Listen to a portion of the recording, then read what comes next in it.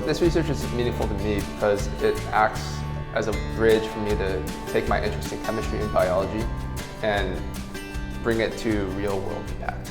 And this is particularly seen in things like how my research connects to autism spectrum disorder and intellectual disability. And it's really cool because I get to understand these complicated processes in our brains and hopefully figure out like the underpinnings behind these processes and see how they can contribute to these disorders that affect a large portion of our population.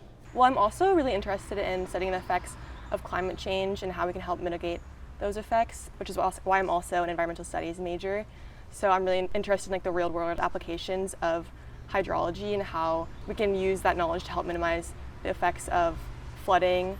Yeah, so I was really excited to do this research because my great aunt and great uncle recently had their house burned down in Malibu.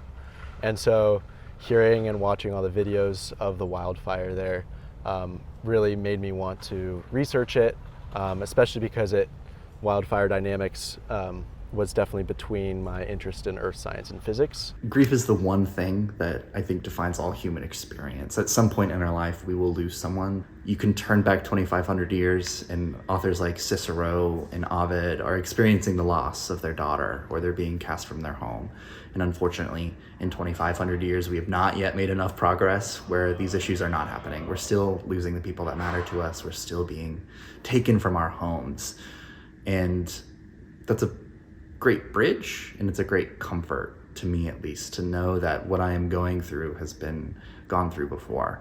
There's like all of this literature about like Greek mythology and Norse mythology, but not enough literature or knowledge about African mythologies and African spiritualities, and they're just as important. So in the great realm of things, this is me contributing in some small, minor way to the bigger research and more interest in this topic because it also deserves to be maintained and preserved as all these other like knowledge that has also been preserved. And there have been studies that have shown that mental health disorders in athletes can lead to higher rates of injury. And so, yeah, I wanted to expand on this research by focusing on ACL tears. As a female soccer player, I've seen firsthand how common and devastating these injuries are.